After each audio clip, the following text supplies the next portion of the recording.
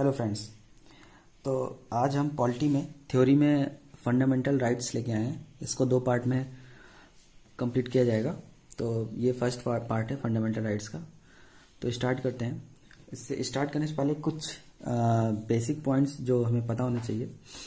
First of all कि जो अपना फंडामेंटल राइट है वो पार्ट 3 अपने जो इंडियन कॉन्स्टिट्यूशन में है वो पार्ट 3 में मेंशन है। इसके साथ साथ इसे हम कॉर्नर स्टोन ऑफ कॉन्स्टिट्यूशन बोलते हैं। कॉर्नर स्टोन ऑफ कॉन्स्टिट्यूशन ये काफ़ी इंपॉर्टेंट पार्ट है अपने कॉन्स्टिट्यूशन का। इसके बिना कॉन्स्टिट्यूशन एक तरह से अधूरा है।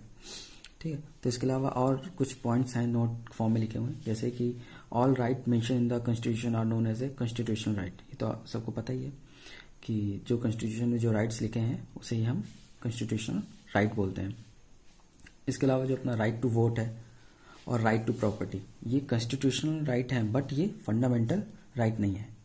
राइट टू वोट हमारा फंडामेंटल राइट नहीं है, ये कॉन्स्टिट्यूशनल राइट है। इस तरह के क्वेश्चन आ जाते हैं कि which of the following are fundamental right और कॉन्स्टिट्यूशनल राइट। तो right to vote constitutional right है जो आर्टिकल 326 में मेंशन है, और right to property article 300A में मेंशन है। राइट टू प्रॉपर्टी पहले फंडामेंटल राइट में था, लेकिन उसे अमेंड करके 42nd अमेंडमेंट एक्ट के तहत उसको वहां से हटा दिया गया फंडामेंटल राइट से। अब उसे कॉन्स्टिट्यूशनल राइट में कन्वर्ट कर दिया गया है। इसके अलावा कुछ चीजें हैं जो अपने कॉन्स्टिट्यूशन में नहीं है, लेकिन वो एक तरह से उसको लीगल राइट्स बोलते हैं। इसे पार्लियामेंट डिसाइड करती है, पार्लियामेंट में डिसाइड किया जाता है। इनको को मेंशन नहीं किया गया है कॉन्स्टिट्यूशन में। जैसे राइट टू वर्क, ये कॉन्स्टिट्यूशन में मेंशन नहीं, लेकिन ये पार्लियामेंट में पास किया जाता है इसके लिए राइट टू वर्क। जैसे इसमें नरेगा, या जिसे इस समय मनरेगा बोला जाता है, RTI राइट टू इन्फॉर्मेशन, या राइट टू फूड।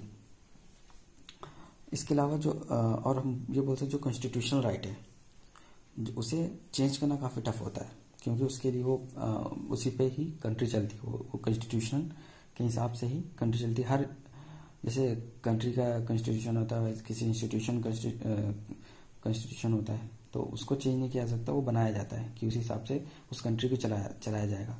लेकिन जो लीगल राइट्स हैं उसको चेंज करना इजियर होता है as compare to constitutional right. तो अब आते हैं हम फंडामेंटल राइट्स पे कि फंडामेंटल राइट्स हैं क्या। तो सबसे पहले फंडामेंटल राइट में अगर आते हैं तो हम कॉर्नर स्टोन, जो हमने बोला कि जो हमारा फंडामेंटल राइट है वो corner stone of constitution, Indian constitution है। इसके अलावा फंडामेंटल राइट्स ये हमारे कॉन्स्टिट्यूशन का बेसिस है। इसके ये इम्पॉर्टेंट पार्ट है। ठीक। इसके अलावा without them any other right will have no meaning, कि अगर जो हमारे फंडामेंटल राइट्स हैं, क्योंकि जो हमारा इंडियन कॉन्स्टिट्यूशन है वो पूरी तरह से लोकतांत्रिक है, तो और जो हमने फंडामेंटल राइट्स हैं वो पब्लिक के लिए, वो जनता के लोगों के लिए, तो अगर ये नहीं होंगे तो उस तरह से बाकी और राइट्स का कोई मतलब ही नहीं है। तो without fundamental rights any other rights will have no meaning. It provide potential to individual to achieve his physical, intellectual and spiritual potential.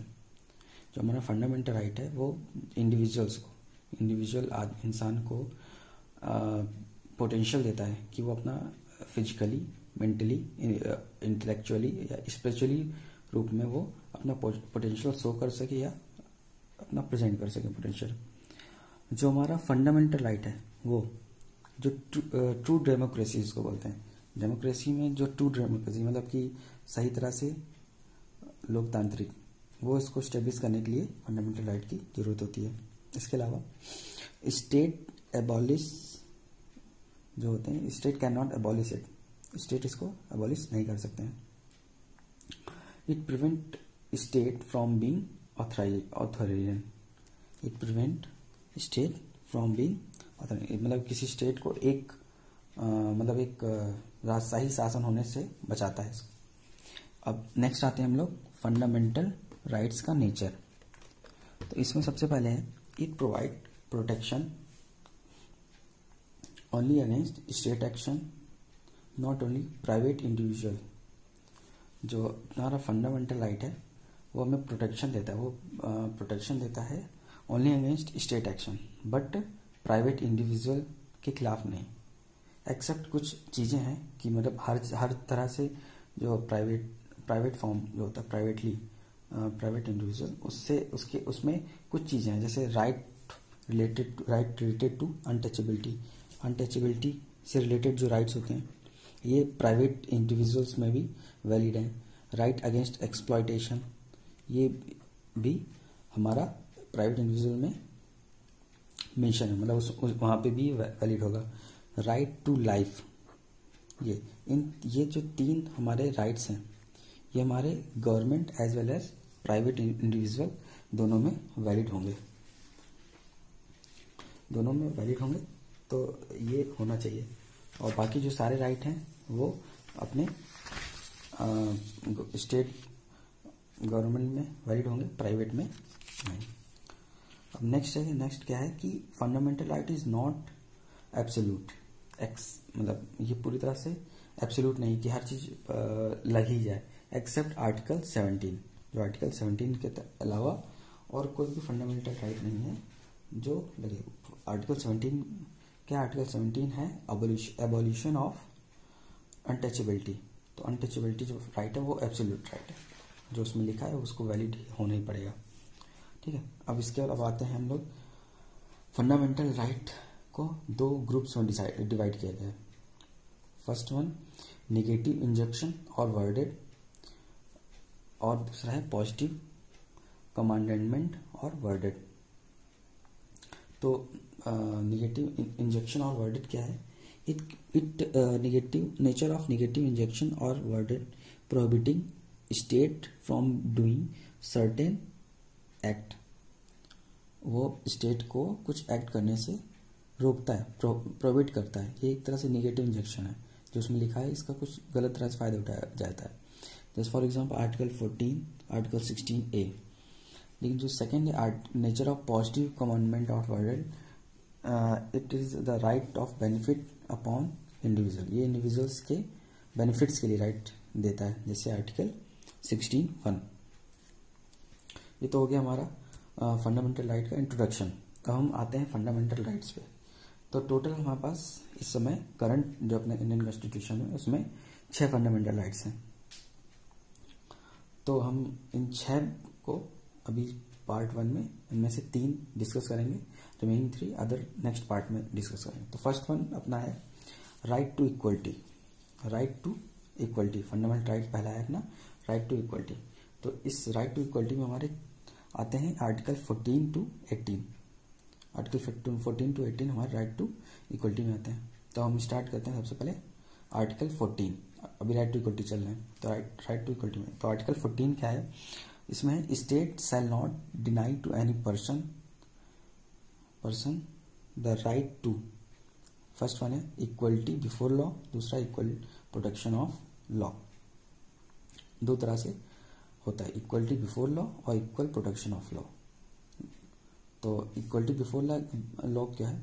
Equality before law it is originated in England, इसे England से लिया गया था। ये एक negatively worded concept है।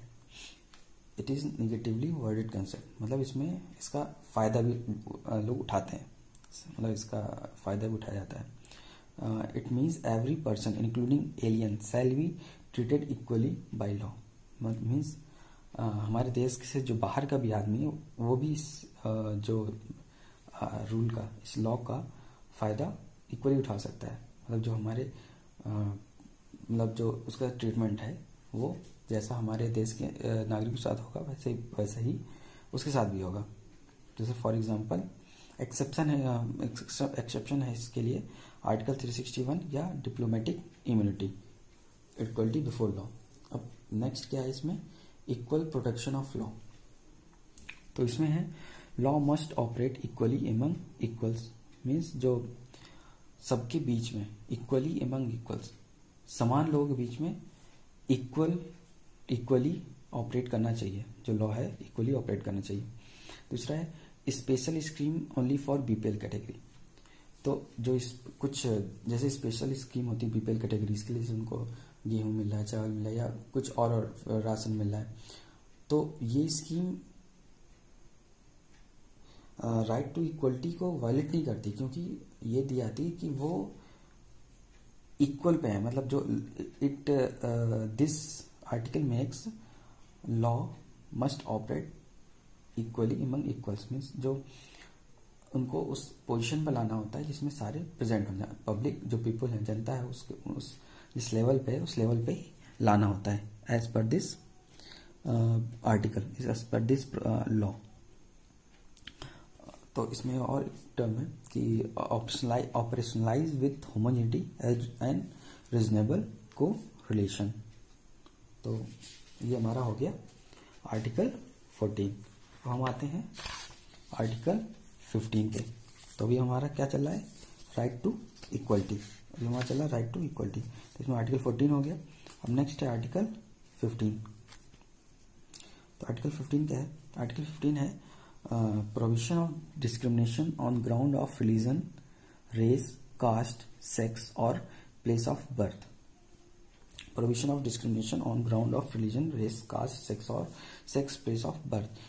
जो जैसे ये इस लॉ को बनाया गया था कि जो लोग डिस्क्रिमिनेशन करते हैं on the basis of their race, on their caste, कि किस कास्ट का है, किस रिलीजन का है, हिंदू मुस्लिम, किस कास्ट का है, किस रिलीजन का है, किस सेक्स का है, मेल है, फीमेल है या ट्रांसजेंडर है, या प्लेस ऑफ बर्थ, कि वो किस जगह पे हुआ है, कि वो यूपी का है, कि बिहार का है, कि महाराष्ट्र का है, कि तमिलनाडु का है, कि बंगाल का है, कि वो इसके डिस्क्रिमिनेशन को प्रोहिबिट करने के लिए, इसका जो गलत इम्पैक्ट है उसको प्रोहिबिट करने के लिए इस आर्टिकल को लाया जाता। तो इसमें सबसे पहले हम आते हैं आर्टिकल 15(1). आर्टिकल 15(1). तो as per article 15, it shall not discriminate on ground of religion, race, caste, sex और place of birth. As per this article कोई भी इन सब ग्राउंड पे, कि रिलीजन, रेस, कास्ट, सेक्स और प्लेस ऑफ बर्थ के ग्राउंड पे किसी को डिस्क्रिमिनेट नहीं कर सकते, डिस्क्रिमिनेशन नहीं कर सकता, उनमें भेदभाव नहीं कर सकता है। दूसरा क्या है, only to citizen of India. तो ये जो लॉ है सिर्फ इंडियन सिटीजन पे, ऐसा नहीं कि कोई बाहर का आया है तो उसके ऊपर ही लॉ लगे, ये सिर्फ इंडियन सिटीजन पे वैलिड है। नेक्स्ट क्या है, नेक्स्ट आर्टिकल 15(2) सेकेंड। तो as per this law, no citizen shall on ground only of religion, race, caste, sex, place of birth or any of them be subjected to any disability, liability, restriction or condition with regard to, इसमें first one है access to shop, public, restaurant, hotel etcetera और use of well, tank, bathing, ghat, road etcetera. तो ये article उस चीज को हटाने के लिए किया गया था। इससे पहले रहता था कि कुएं रहते तो वहां पर भेदभाव करते थे कि इस कास्ट का इंसान इस कुएं से नहीं भर सकता, या कोई घाट है तो उसमें घाट बना दिया जाता था कि ये इस पर्टिकुलर कम्युनिटी के लिए है, ये इस पर्टिकुलर कम्युनिटी के लिए।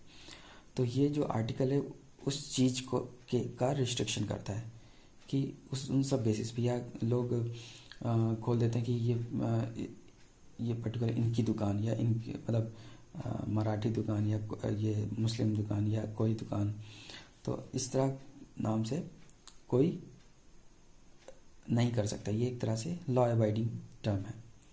तो ये इन सब चीज़ों को डिस्क्रिमिनेट करने के लिए ये लॉ लाया गया था। नेक्स्ट है आर्टिकल 15(3). तो ये आर्टिकल बोलता है, nothing in this article shall prevent the state from making any special provision for women and children. ये स्टेट को विमेन और चिल्ड्रन के लिए स्पेशल प्रोविजंस देता है, मतलब लॉ बनाने के लिए उनके लिए स्पेशल प्रोविजंस देता है एज पर आर्टिकल 15(3). नेक्स्ट है article 15(4). As per this article, nothing this in it nor in article 29 clause 2 prevent state by making special provision for advancement of any socially and educationally backward class, scheduled caste and scheduled tribe citizen। तो ये equality, क्योंकि अभी equal rights पे ही बात हो रही है, right to equality, तो ये मतलब स्टेट को प्रिवेंट नहीं करता है by making special provision for an advancement of any socially and economically backward class, scheduled caste and scheduled tribe citizen. Next है आर्टिकल 15(5). तो इसके लिए special provision for backward class, schedule caste, schedule tribe related to admission to educational institution including private other than minority institution. ये provision except minority institution, जो minorities के institution है उन accept उनको छोड़ के ही बाकी जितने गवर्नमेंट इंस्टीट्यूशन है या प्राइवेट इंस्टीट्यूशन है उनके लिए स्पेशल प्रोविजन देता है बैकवर्ड क्लास को, शेड्यूल कास्ट को और शेड्यूल ट्राइब्स को एडमिशन के लिए। एज पर दिस एक और टर्म है to hold this a law was in action named central education institution reservation in admission act 2006।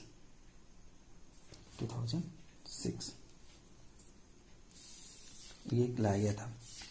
Next है आर्टिकल 16। आर्टिकल 16 क्या बोलता है? Equality of opportunity means, opportunity means उसके एम्प्लॉयमेंट में और उसके अपॉइंटमेंट में। तो अपॉर्चुनिटी दोनों तरह में इक्वल अपॉर्चुनिटी मिलनी चाहिए, एम्प्लॉयमेंट और अपॉइंटमेंट दोनों में। No discrimination in matter relating to employment in public services. जो पब्लिक सर्विस है उसमें एम्प्लॉयमेंट में किसी भी तरह का कोई डिस्क्रिमिनेशन नहीं होना चाहिए। जो बेसिस ऑफ एम्प्लॉयमेंट है वो मेरिट होनी चाहिए एज पर दिस आर्टिकल 16। अब नेक्स्ट आर्टिकल 17। आर्टिकल 17 बोलता है एबोलिशन ऑफ अनटचेबिलिटी, क्योंकि राइट टू इक्वलिटी ये भी है, क्योंकि अगर लोग टचेबिलिटी पे भेदभाव करेंगे तो वो एक तरह से राइट टू इक्वलिटी को वॉलेट कर रहे हैं। तो ये भी एक तरह का इंपॉर्टेंट लॉ और ये एक एब्सोल्यूट लॉ है। ये याद रखिएगा कि आर्टिकल 17 एक एब्सोल्यूट लॉ है। तो untouchability is abolished and it's practice in any form is forbidden. Mean जो अनटचेबिलिटी को पूरी तरह से एबॉलिश किया गया है और अगर कोई इस तरह की प्रैक्टिस करता है किसी फॉर्म में तो वो बंद है, उसको नहीं करना है। Enforcement of any disability arising out of untouchability, तो ये एक ऑफेंसिव पनिशेबल है। अगर इन्फोर्सेबल किया जाता है अनटचेबिलिटी चीज को, अनटचेबिलिटी को, तो वो एक ऑफेंसिव है, ऑफेंस है वो, तो उसके लिए एक punishment law as per law है, उसको डिसाइड किया गया है। तो ऑफेंसिव एक्शन क्या है? जैसे मतलब किसी को एडमिशन देना, रिफ्यूजिंग एडमिशन, किसी को एडमिशन मत देना कि special caste, special religion, male female और टर्म्स में एडमिशन रिफ्यूज कर देना, तो वो एक ऑफेंसिव एक्शन है। दूसरा क्या है? Worshipping in place of public worship. कोई सरकारी मीन्स कोई मंदिर है, किसी का प्राइवेट मंदिर नहीं है, अगर मंदिर है तो उसमें किसी को वर्शिप करने के लिए कोई मना नहीं कर सकता। इंसल्टिंग है शेड्यूल कास्ट मेंबर, किसी शेड्यूल कास्ट या शेड्यूल ट्राइब मेंबर को का इंसल्ट जो नहीं करता है वो भी एक ऑफेंसिव एक्शन है। प्रीचिंग अनटचेबिलिटी डायरेक्टली और इनडायरेक्टली, तो जो डायरेक्टली इनडायरेक्टली फॉर्म में जो प्रीच करते हैं अनटचेबिलिटी को, वो एक ऑफेंसिव एक्शन है। तो अनटचेबिलिटी ऑफेंस एक्ट 1955 ये लाया गया था, इसको बाद में नाम दे दिया गया था the civil right protection act से 1976 में इस फॉर्म में ला दिया गया। तो ये चीज याद रखिएगा कि जो अनटचेबिलिटी ऑफेंसिव एक्ट है वो 1955 में ला दिया गया था, लेकिन इसका नया नाम हो गया है the civil right protection act, the civil right protection act 1976। अब नेक्स्ट है राइट टू इक्वलिटी में आर्टिकल 18, लास्ट आर्टिकल है आर्टिकल 18। तो आर्टिकल 18 क्या है? आर्टिकल 18 है अपना एबॉलिशन ऑफ टाइटल, टाइटल का एबॉलिशन करना। तो इसमें आते क्या क्या? सबसे पहला है आर्टिकल 18(1).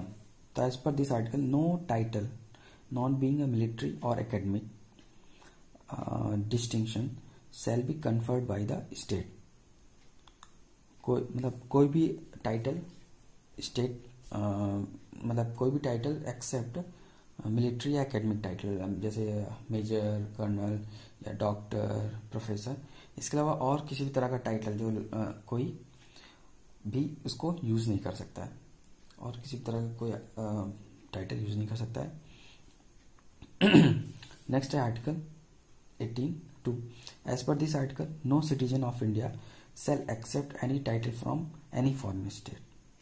मतलब कोई भी इंडियन सिटीजन बाहर से कोई भी टाइटल एक्सेप्ट नहीं कर सकता। दे दें ठीक है कि इनको इस टाइटल दिया जाता है, लेकिन इंडियन सिटीजन उसको एक्सेप्ट नहीं कर सकता। नेक्स्ट है आर्टिकल 18(3).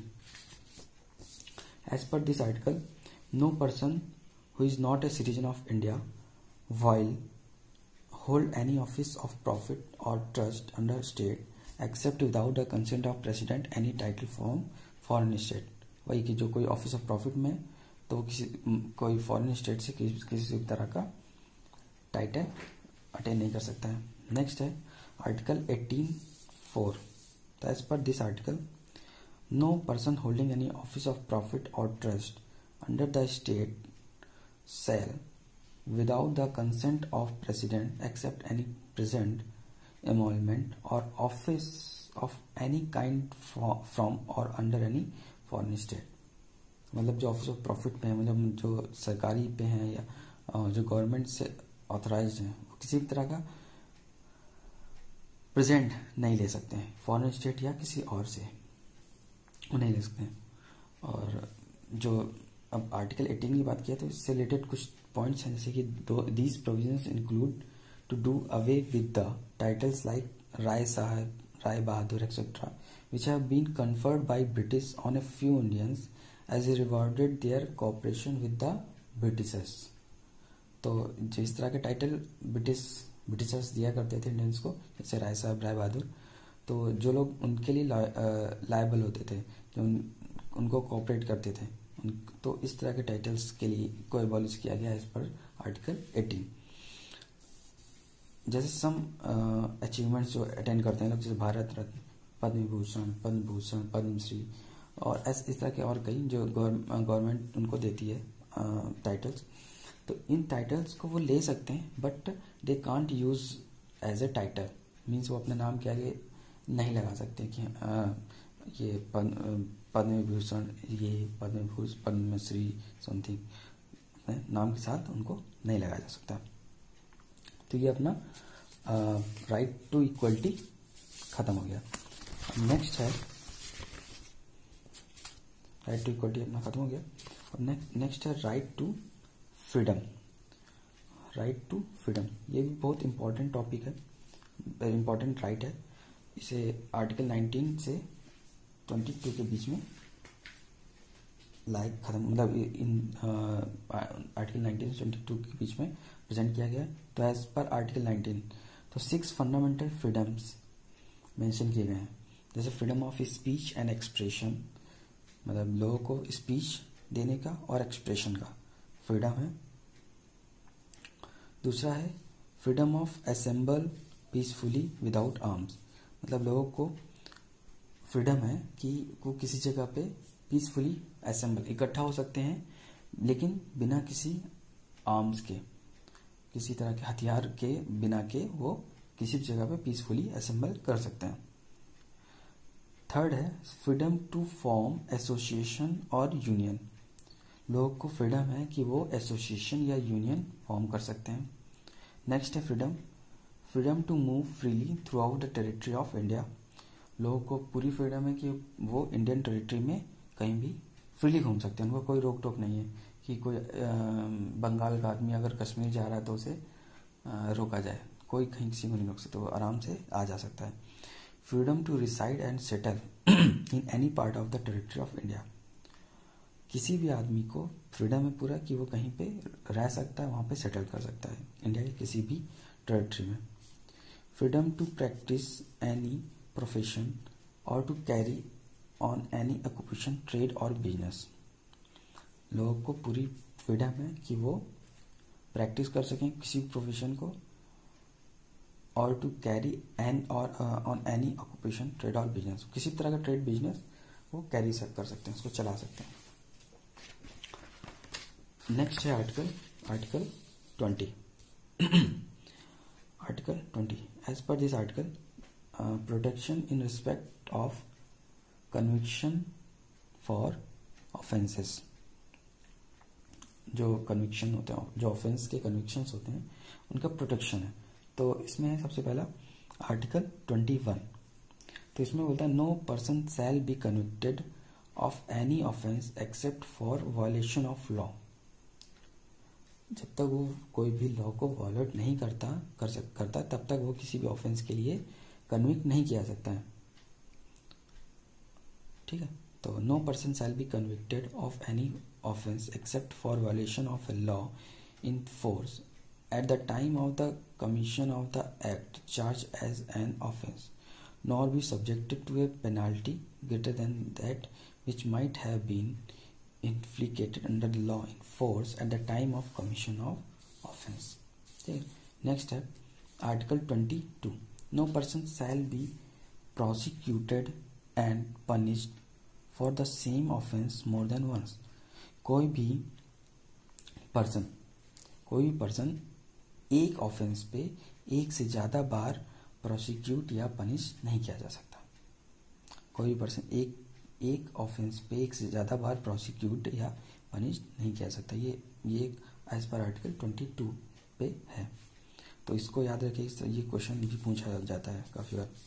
तो एज पर आर्टिकल 20 कुछ और टर्म्स हैं, जैसे assure protection against arbitrary arrest and excessive punishment. तो इसको आर्टिकल 20 को लाया गया था कि जैसे लोग आर्बिट्री अरेस्ट कर लिया जाता था अंग्रेजों के समय ब्रिटिश राज में, तो उससे उस लॉ को हटाने के लिए इसको लाया गया था। या एक्सेसिव पनिशमेंट मतलब एक गलती पे एक से ज़्यादा बार सजा, इसको हटाने के लिए आर्टिकल 20 को मेंशन किया गया था इंडियन कॉन्स्टिट्यूशन में। नेक्स्ट है no person shall be punished except for violation of law which is in force when the crime was committed. No, कोई भी पर्सन पनिश नहीं किया जा सकता जब तक वो कोई किसी भी लॉ को वायलेट ना किया हो। नेक्स्ट है an accused can not be compelled to be a witness against himself. तो कोई भी एक्यूज्ड जो होता है वो अपने खुद के खिलाफ मतलब विटनेस नहीं बन सकता।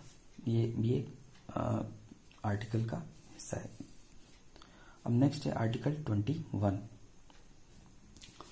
Article 21 as per article 21 it gives protection of life and personal liberty.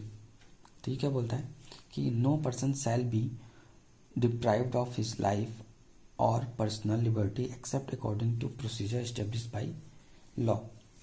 ठीक, कोई भी आदमी अपनी लाइफ या पर्सनल लिबर्टी को डिप्राइव नहीं कर सकता as per according establish by जो अपने लॉ एस्टेब्लिश किया गया है। इसके अलावा इट गारंटी दैट लाइफ और personal liberty shall not be taken away without sanction of law. Life और जो पर्सनल लिबर्टी है वो छोड़ी नहीं जा सकती, मतलब हटाई नहीं जा सकती। अपने ऊपर से कोई आदमी हटा नहीं सकता जब तक लॉ सैंक्शन नहीं हो जाता उससे रिलेटेड। नेक्स्ट है ही और she, he oblique she be punished only for the violation of law. वही कि कोई इंसान मैन और वुमेन सिर्फ जब तक कोई लॉ को वायलेट नहीं करता तब तक उसे पनिश नहीं किया सकता।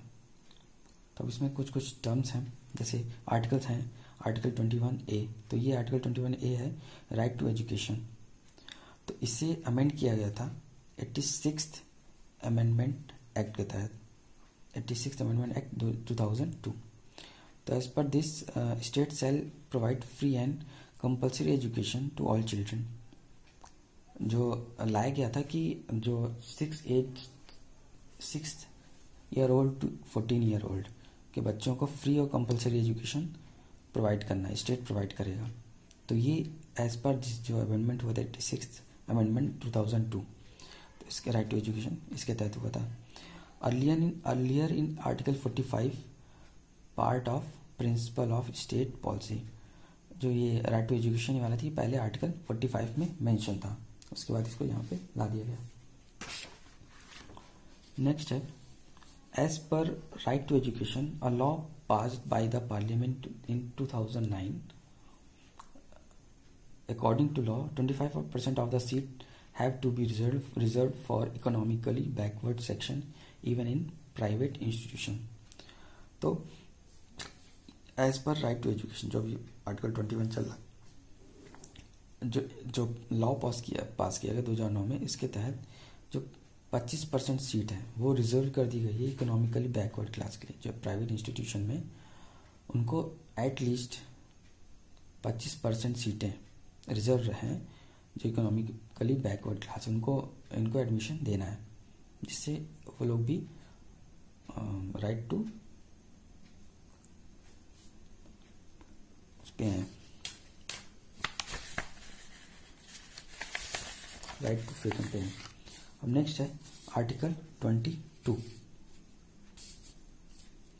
Article 22 as per article 22 prevention against arbitrary arrest. As per article 22 prevention against arbitrary arrest and detention.